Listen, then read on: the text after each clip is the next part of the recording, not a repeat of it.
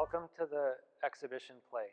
This year's Artists for Kids teaching exhibit focuses on this idea of what we can learn through this joyful experience of interacting with our environment and the resources in front of us, be it a pencil, a calculator, or many other things.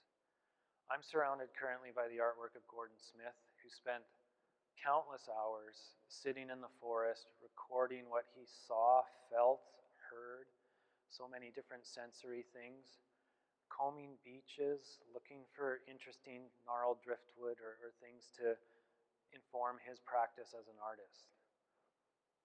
This is a perfect time to acknowledge the territory that inspired Gordon so much through his life and that we are blessed to work on today.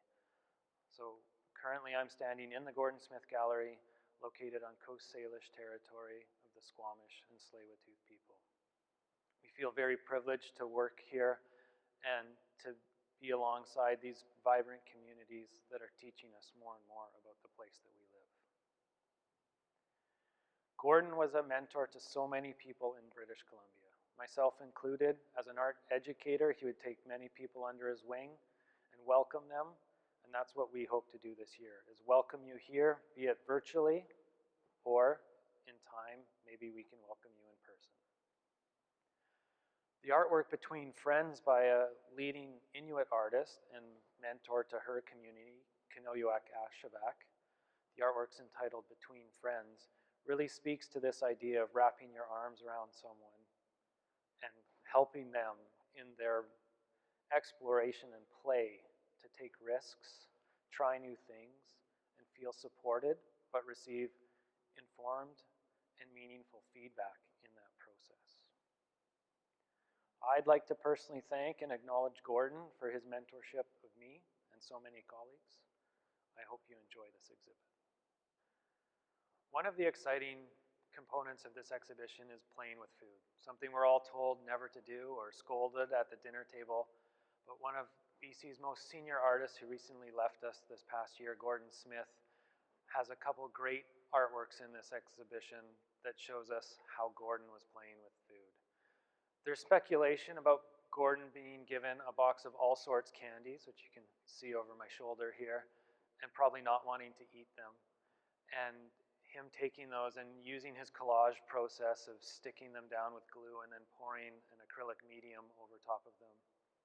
And we can see in the artwork itself that the medium has actually picked up some of the brown tones of the candies and has kind of bled through the acrylic medium.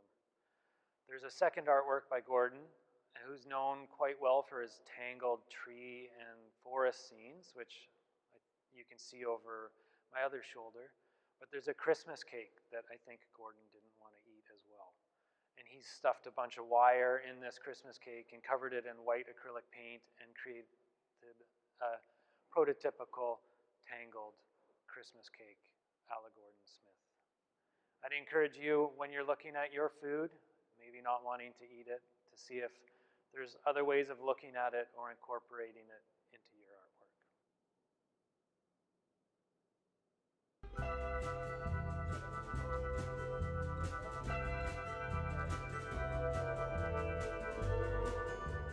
Another artist who's played with food for, I think, his entire career is the prairie artist Victor CICANSKY, known for using a lot of ceramic material and literally getting his hands in the earth and mud to create so much of his artwork. Victor's also created a number of bronze artworks and artworks in other mediums. This artwork beside me, entitled PEAR Bonsai, has a nice shovel that's digging into the ground here at the base of this beautiful pear tree. Victor is always concerned about where our food comes from, how we interact with our food, how we preserve our food, and approaches some of these very quite serious topics and topics that have come to light in this pandemic time we are in a very playful manner. I think we can learn a lot from investigating Victor's practice and his artwork. As we continue our exploration of food, there's an amazing Canadian artist named PRATT. Mary's a master of recording light and every detail of how the skin of a salmon glistens or a watermelon's cut into.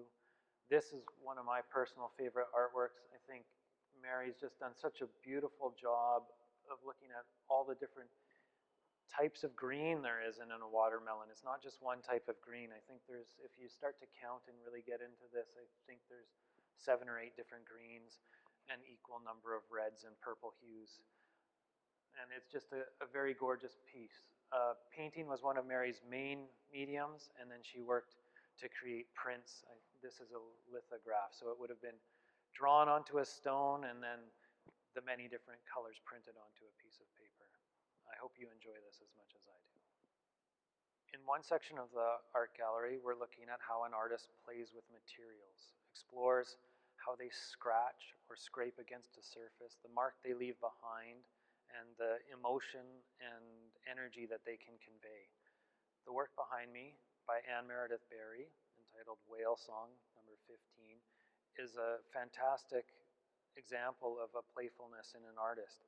She's taken an old folding door that looks like it was once a part of a closet and attacked it with acrylic paint, oil pastel, scratching into it with the back of her paintbrush. And through all of that, she's chosen the playfulness of an animal to inspire her work. How we see animals playing in the wild, jumping out of the water, flying between trees. I think there's a playfulness that animals showcase that we as children quite often showcase. Hopefully us adults could showcase it a little bit more frequently. And artists tend to be inspired by that and captivated by that. Just the same as a ecologist is captivated by that and is happy sitting in a forest or on a boat watching animals for endless hours and recording their movements in notes. Artists are recording their movements in sketched notes.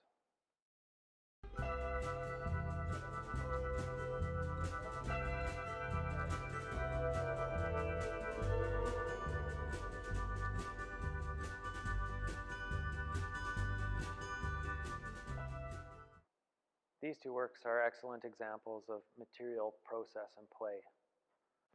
The artist GIGAEMI-KUKWITS of the Tsleil-Waututh and Musqueam nations has a masterful work here.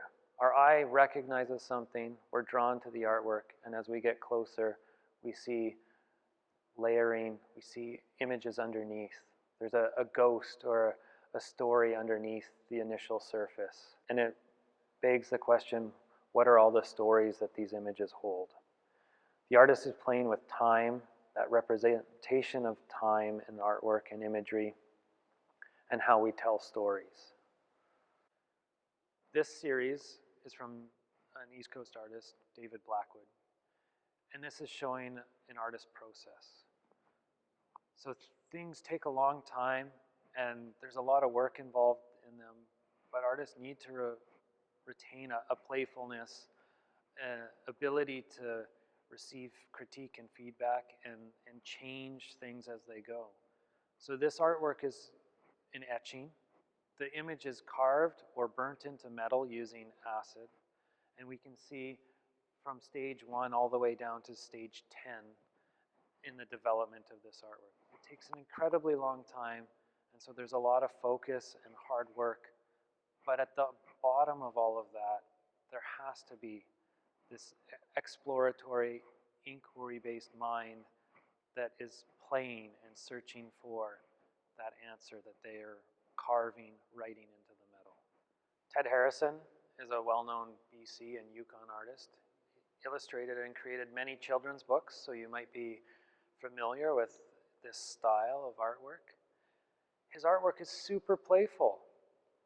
It's very complicated to make. It takes a lot of fine motor skill and holding a paintbrush very, very refined and staying within the lines. So the playfulness comes from Ted's choice of whales jumping around, a rolling sea, which might actually be scary if you're on that boat, and of course his color choice, the bright, bold colors that excite us and give us this playful nature. The piece behind me is an artwork entitled Organic Forms by Jack Shadbolt. Jack was a contemporary of Gordon, again one of BC's leading artists. and taught so many art educators out at UBC. This artwork we're really excited about in that idea of mark making again and exploration of form. So it looks like Jack here is recording kind of gourds or some sort of vessel, and an exercise many artists do is playing around with the different types of tools they would use to make marks. It looks like Jack may have chosen to actually find a stick to use some of his as one of his drawing tools here. Maybe an exercise that you'll be taking on outdoors with your teacher, or if myself or Amelia visit your class this year. A common theme for many artists is an idea of exploring and collecting, constantly searching for subject matter or things of interest. I know as a child I collected stamps, rocks, shells, so many things that later influenced the art that I create. In seeing a picture of Jack Shadbolt's backyard, he would collect huge chunks of driftwood, rocks, gourds, squashes, things from his garden, and then artists will quite often take those and arrange those into a still life and draw those or record those in some way as their subject matter, their area of inspiration. But that idea of collecting and the things that kind of draw your attention when you're out for a walk, those are really important ideas that we'd like you to embrace this year as you walk in the woods or along the beach. Think about the things that catch your eye.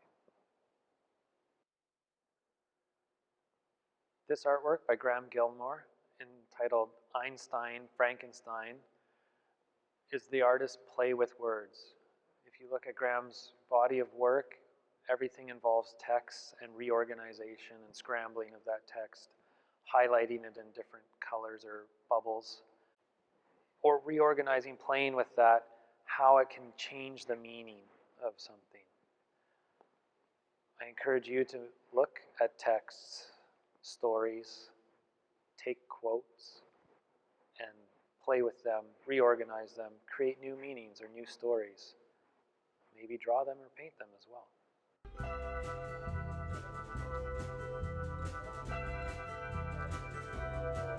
This artwork by Josie entitled All Kinds of Birds Flying North in Spring, again is that artist drawing inspiration from nature.